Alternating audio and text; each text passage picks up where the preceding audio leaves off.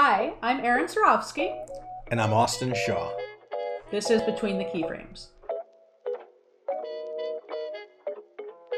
This week, we're going to talk about work from home decorum, the do's, the don'ts, the nevers, how to have a successful remote practice. What does that look like? What should you know that you probably don't know that nobody's told you because you just started working from home? Okay, so today we're going to talk about do's and don'ts of working from home. That's especially become relevant because of COVID, because we are all working from home. But I don't think many people know this, Austin, but you've been working from home for a very long time. For many moons. Yeah. I think 2006, 2007, I think. That's like when the internet was invented. Right, with the dial-up modem. No, but I've been working as an in-house freelancer, kind of permalancer in New York for a bunch of years at that point, and wanted to see if I could kind of do the same thing from home. Well, now I think it's interesting because when I think about bringing in a remote freelancer, especially post-COVID, where they're actually going to be on our server and be a part of our team, it's a much different kind of vibe. It's less of a self-contained unit being sent out and more just how do we impart company culture on them and make them and integrate them into the your system workflow. Yeah. So we use a lot of tools, like digital tools. Like we're not just Gmail and GChat anymore. We have integrated Slack, and that helps a lot just with communication and for banter about the job, on the job, just like up to the minute kind of stuff.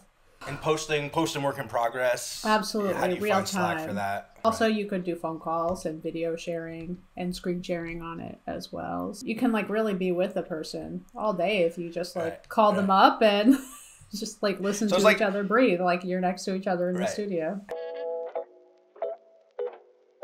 I think back to 2007, 2008. It's what was I using? Email, an FTP on my site. Oh. So literally having to manually go into my website, go into the right folder, put up a compressed link, and then send that to the client. And then I was able to deliver some stuff through FTP, but there was really a throttle. There was limitations, right? And there was, Then I made the move down to Savannah. I started teaching. I moved to Savannah. And I just kept doing remote, right? So I spent 10 years in Savannah doing remote. And then as Vimeo came out, that became a new tool where I could basically post a link, put a password on it, send the link with the password. And WeTransfer, that was another big change for delivering files.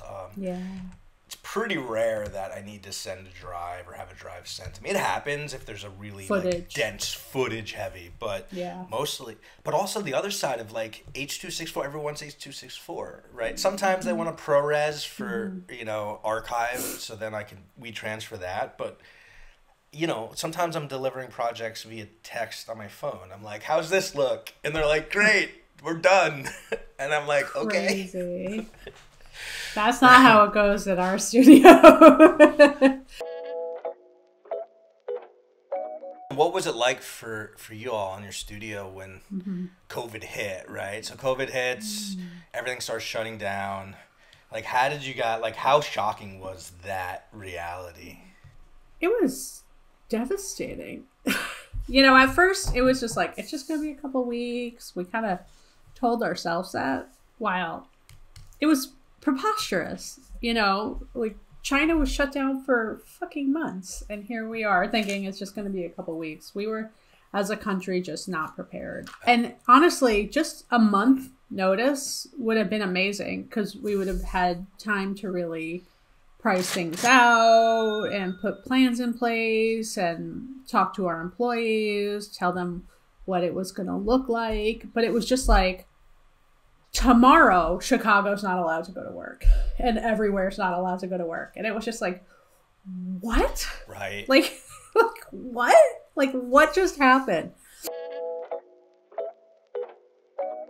we worked, of course, with our IT team closely, and we had been experimenting with some Teradici stuff earlier, just in case somebody wanted to work from home or just because he's smart. Wow, that's fortunate. Really. Wow, just to have done that already, R&D a little bit, yeah.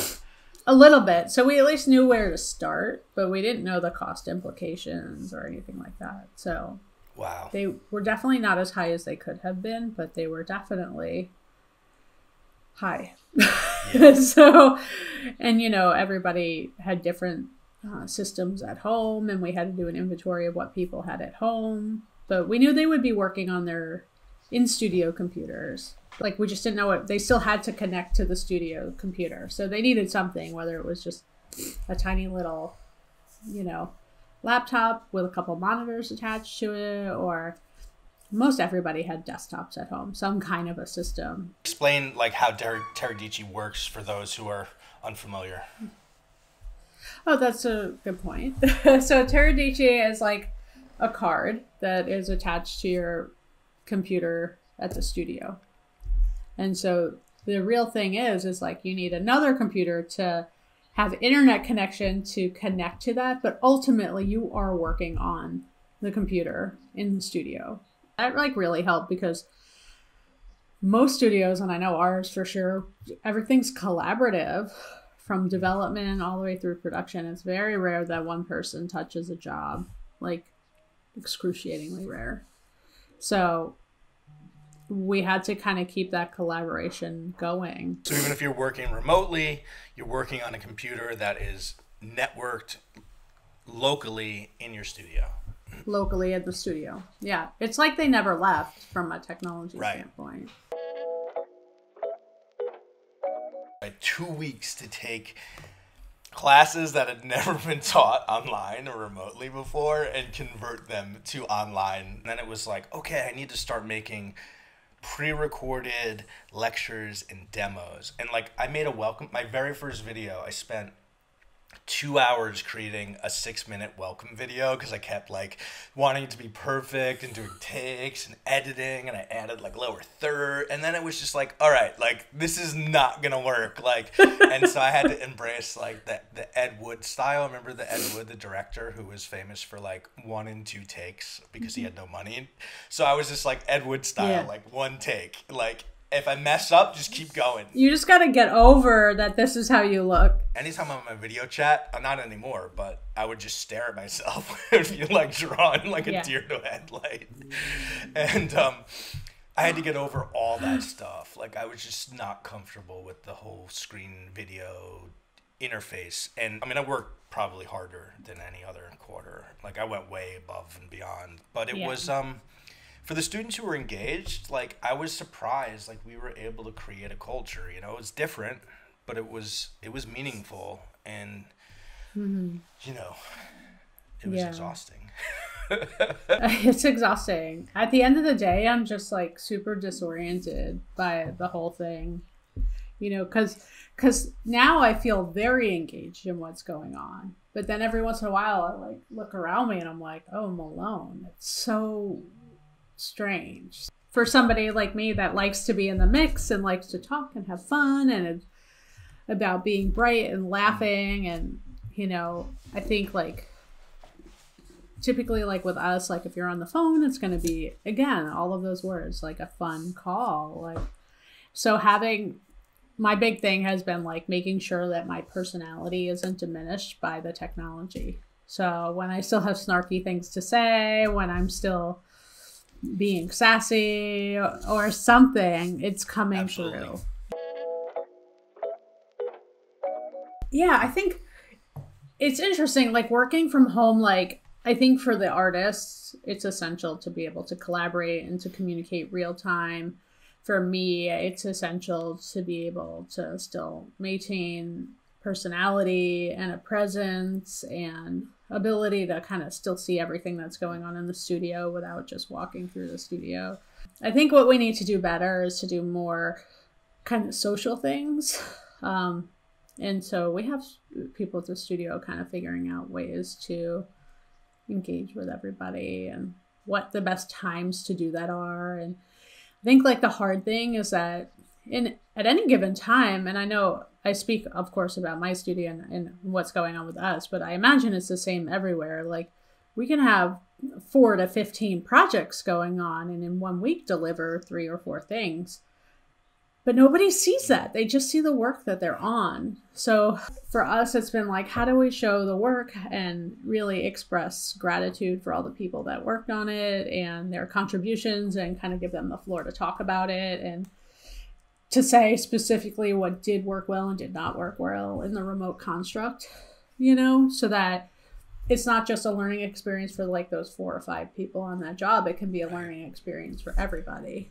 Now that remote freelancers are becoming, everybody's using them, and I can get these opportunities to work with studios in that capacity, it's a refreshing thing for me because all of a sudden it's like, I'm not just a solo artist working direct to client. Like, I'm in the mix. I'm seeing everyone else's posting work in progress.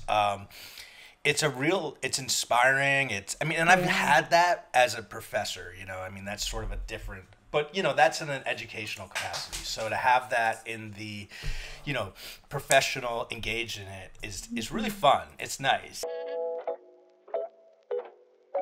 Can you picture like having, you know, full-time people who are not even don't live in Chicago? That's the new thing.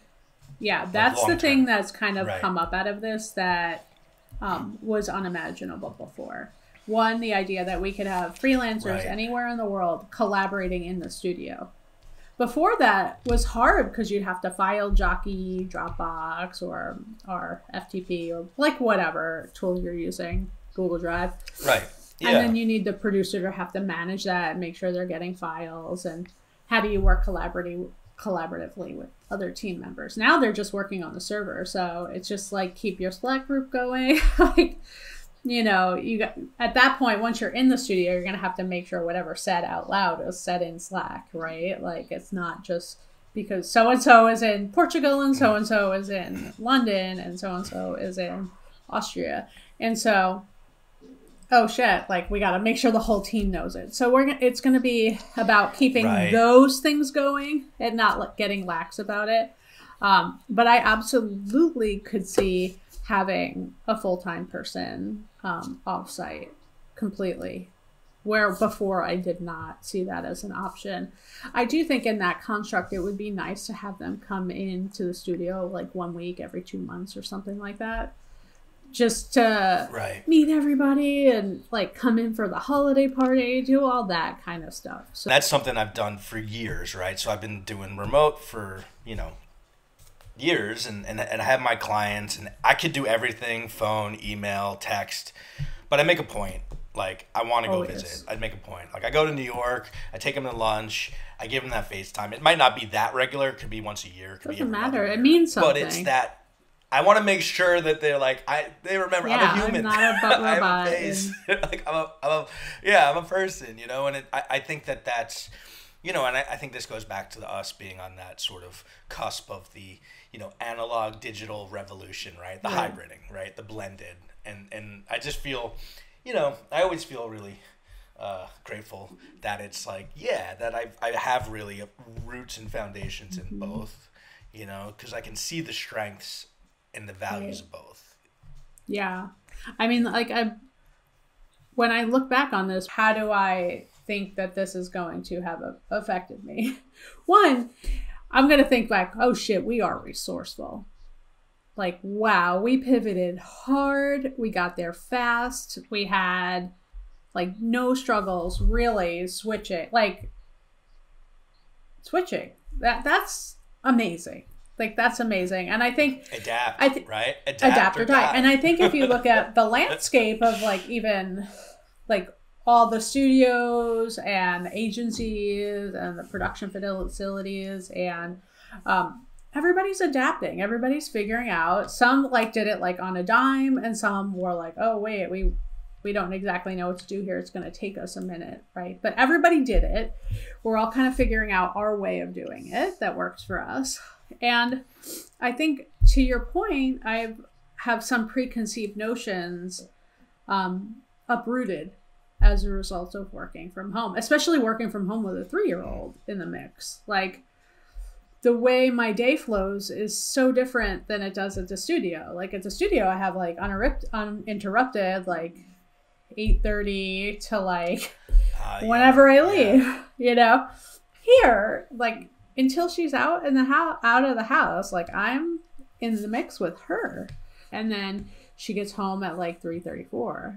Now it puts me out of commission for about a half hour, 45 minutes.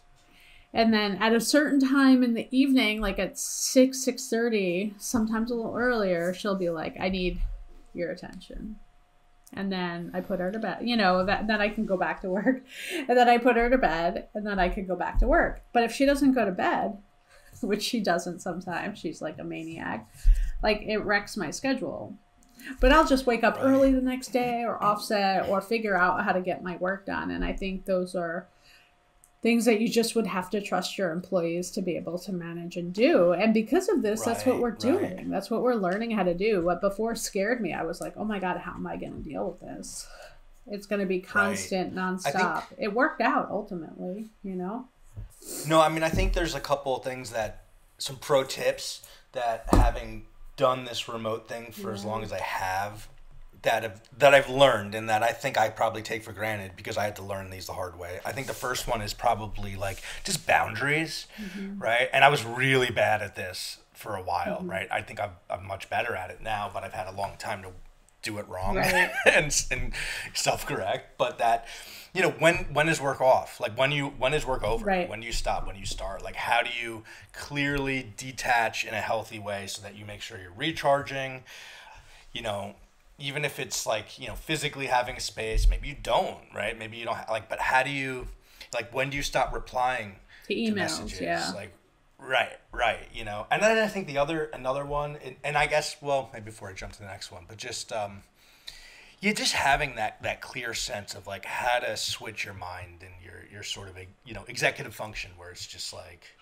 okay, like I'm off and now I'm in a different room in my home and, you know, and I'm recharging or I'm engaging with my family or I'm, you know, watching Netflix or whatever that might be. Or the other thing I was going to say is just being responsive. That's something, another thing that I've learned to do is like, and this is pre-COVID, right? It's just like whenever a client sends me an email, even if it's just, you know, a quick receive, thank you. Big thing. Right? Just letting them know, like, you saw it. That confirmation of receipt is really helpful, I think. If you're off in the ether, you still have to feel an instant away, but it doesn't mean you have to respond. Just saying received to an email is going to be received, we'll tackle first thing.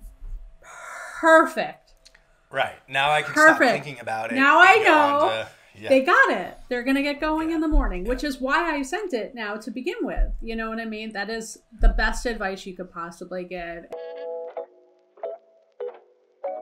And I think the other thing is, like, if you're working remote or whether you're working in a studio or remote, like, you have to get the sense of where you're working, like how they have their files, how they like to communicate, how they do their thing. Ask questions and you assimilate to them. They're not going to change to you. You have to kind of bend to the way the studio is. That's interesting because it's the same idea. It's like that learning how to interface. And I talk a lot about this with students as far as like learning software. I'm like, if you could learn how to interface, you could more or less learn any software. And it's the same thing with a studio, right? If you learn how to interface with that studio, with how they structure their projects, then you can adapt, you know? And I think, the longer I've taught, the more I see that as a real value, that ability to learn interfaces and adjust, adapt.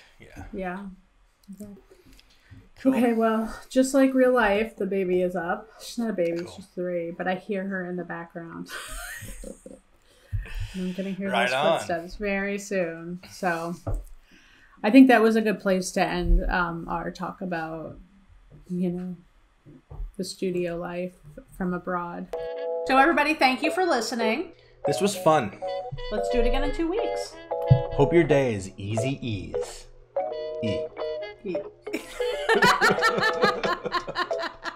Okay, bye.